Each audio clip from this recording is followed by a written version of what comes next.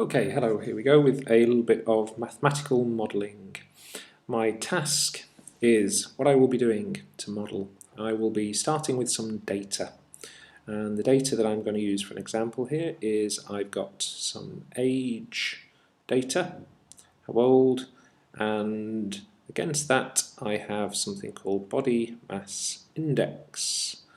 So from age of 2, 3, 4, I have BMIs, and to model this what I will be doing is I will be attempting to put this data on a graph, and then I will be thinking about trying to fit a function to it. Now I've got software that will do this, so fitting a function is no great problem, I just need to know how to do that.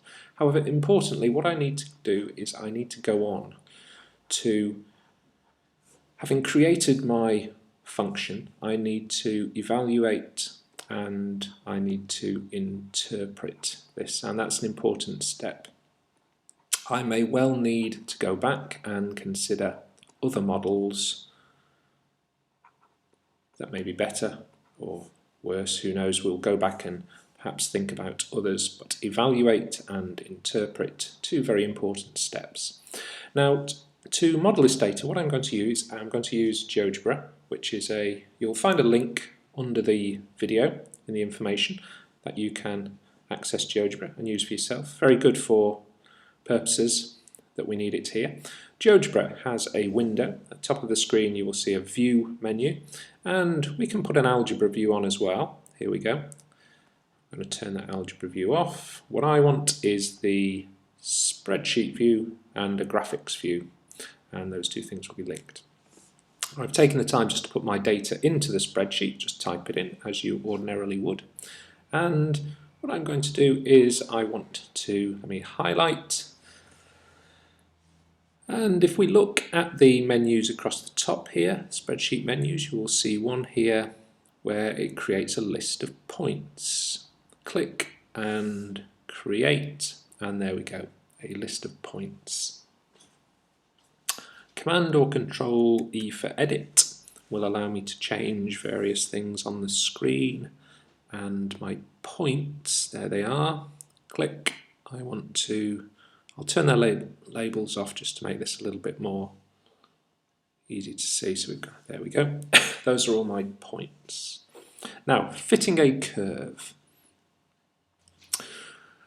Fitting a curve, what we need to do now is I'm going to go back to my spreadsheet. I'm going to highlight once again, and on my menus at the top I have two variable analysis, two variables, age and BMI. Click, and there we go, it gives me another view of the data plotted. It also gives me a number of models to choose from. Linear, for example, would be a straight line model. There we go. Let me have a look. Rounding 2 decimal places, that should be okay. I have got this particular straight line model. Straight away I would suggest that's not a particularly suitable model for this data. What I'm going to do is I'm going to go down and I'm going to use a sine model. Click, there we go. And here we see a much better model for the data. And this is the best fit sine model. And at this point you're possibly saying, well, what more do we need to do? We've got ourselves a model and we've plotted the data, and our job would appear to be done. But very importantly, what we've got to try and do is we've got to evaluate and interpret this particular model. Let me just go back here. So what I have now is I have a suggested model, and I've forgotten the numbers, but I had a number plus another number times the sine of another number times x plus another number. I have 4 variables in that model that it suggested, and if I want to interpret this I need to ask myself, how do these relate to the original? And to do this, what I'm going to set up is I'm going to set up this as a general curve and just have a quick look at how those things are operating. Okay, so click Graphics View, your points here. Now you've got some useful bits and pieces on the menus. Very useful one is the Move the Graphics View, where you can move your screen around, and if you grab the axes with that, you can rescale the axes. You also have a very useful tool across here, which is Move, where you will touch and grab certain things. And the one that I'm going to use to get my A, B, C, D is this one here, Sliders. Click a slider, click on the screen, and it will give me a letter and it will give me some numbers. I will put that on the screen. I'll need a second one for my B, a third one C, and a fourth one D. Perhaps the only thing wrong with these is the slider as they're set up at the moment. The numbers, I think A was in my best fit something like 18, it only appears to go to 5. So with Command or Control E for edit, let me have a look. The numbers, somewhere in those numbers, there we go, A, B, C, D, there are my sliders. Click slider, minimum, maximum. I think that one went up to 18, so I'll run that one to about 25. So between 0 and 25 should give me, I can change these later if they're not suitable. B, I think 5 to -5 was okay. C, I think C was a very small number. So I will go from 0 to 1 on that one. And I think I might have to go in some smaller steps. 0.01 increment. Okay, and D, 5 to -5, I think that one was okay. So there we go, my sliders are reset to go from different ranges. Now let me put my function in. In the input bar at the bottom of the screen, f of x, my function. As suggested by the regression, it's going to be a plus b multiplied by a sine c times x plus d.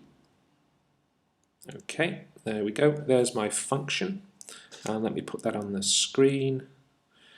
There it is. At the moment, not looking terribly impressive. In fact, not looking anything like the points that I've got. But remember, what I'm trying to do is I'm trying to interpret the A, B, C, D. So let me start moving some of these. Now A, there we go. A, very obvious effect, moves that sort of central line of the function. And I suppose we could relate that to being the sort of the average BMI value. Let me move the B. It was B times sine of x. Now that, very clearly, is changing the amplitude of the function and would appear to be, that's the variation of the BMI. The C. Now the C is about the time taken, it would appear, for the BMI to go from minimum to maximum. So that changes the period of the function and how long BMI is taking to vary top to bottom. And the D. Now the D would appear to be affecting the time taken to go from maximum to minimum.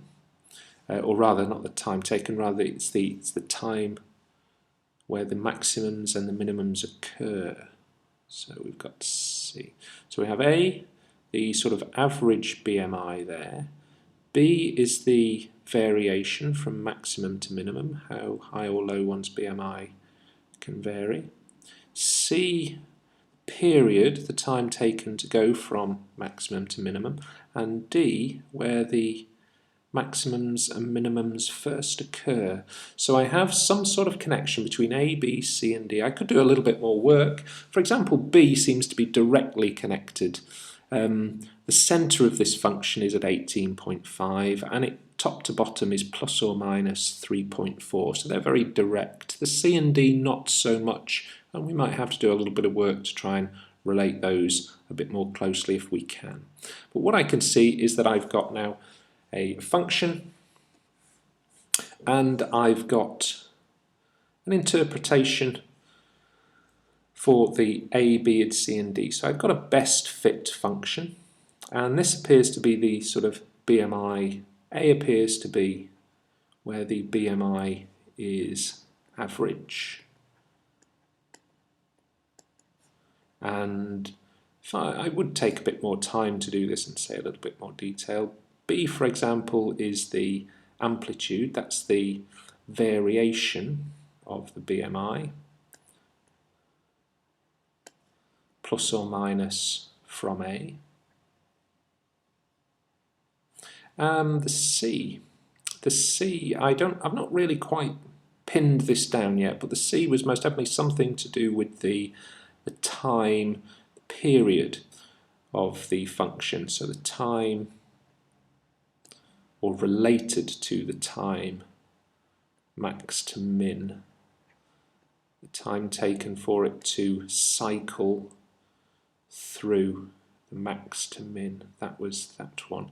And the D was when the max and min first occur, or max and min occur. That's what that altered. And I would spend a little time perhaps to pin those down a little bit more. But this is the idea of mathematical modelling, in that I can take my data, I can very easily fit a function, but a mathematical model is no good unless I can interpret or evaluate the function, and that's what I've started to try and do here. I could consider other models, I could consider how well the data fits, and I could consider how well, for example, if we continue the data on for values we don't have, whether my model would still work. Quite often this is one of the problems with modelling, is that if we go outside of our data range, we don't quite know whether it's going to continue to be a good model. So here we go, mathematical modelling, a start, data, best fit curve, and evaluate, interpret, and if necessary, change our model.